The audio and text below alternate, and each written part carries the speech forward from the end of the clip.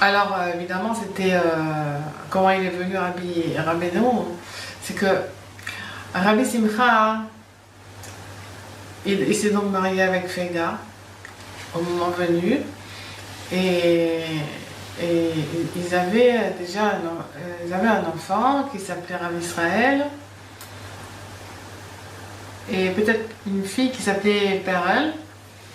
Et donc, le Rabbi Simcha, il partait pendant des semaines, tout en disant à sa femme quand est-ce qu'elle allait rentrer, mais il allait faire des tikkunim, il allait dans les forêts. Vous savez, les tzadikim à l'époque, ils allaient beaucoup dans les forêts, faire une doute, étudier, ils se séparaient du monde complètement, et ils revenaient de temps en temps à la maison. Alors là, Rabbi Simcha, il était parti, et il avait dit à sa femme, voilà, je reviendrai tel paracha, Erev Shabbat. Alors on était arrivé au moment où il devait revenir. Et voilà que, bon, elle est contente, elle prépare Shabbat et tout, elle finit de préparer Shabbat, toujours pas de Rabbi Simcha.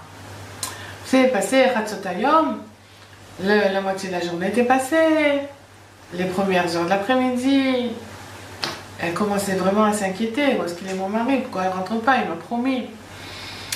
Alors elle était vraiment inquiète, qu'est-ce qu'elle a fait? Elle habitait à Mezibos, donc elle a été au kever du Baal Shem Tov, et là elle lui dit, Baal Shem Tov,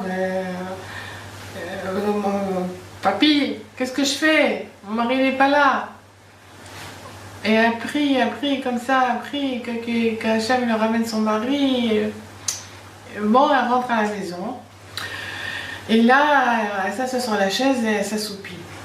Et elle fait un rêve. Elle rêve les quatre mères, Sarah, Rivka, Rachel et Léa.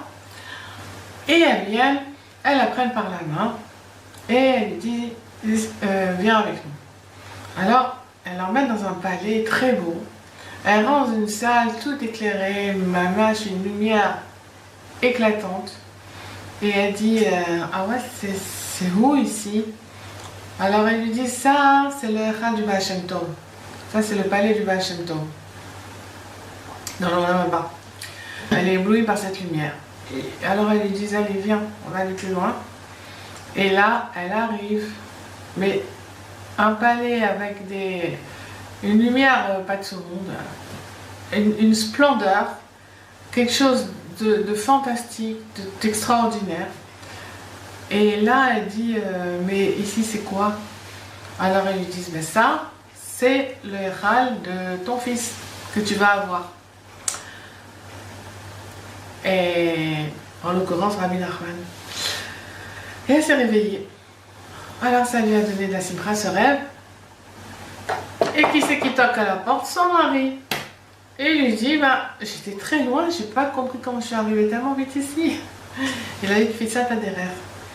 Et Baruch Hashem, voilà. 9 mois après, ils ont eu un petit garçon qui s'appelait Rabbi Nachman de Breslev.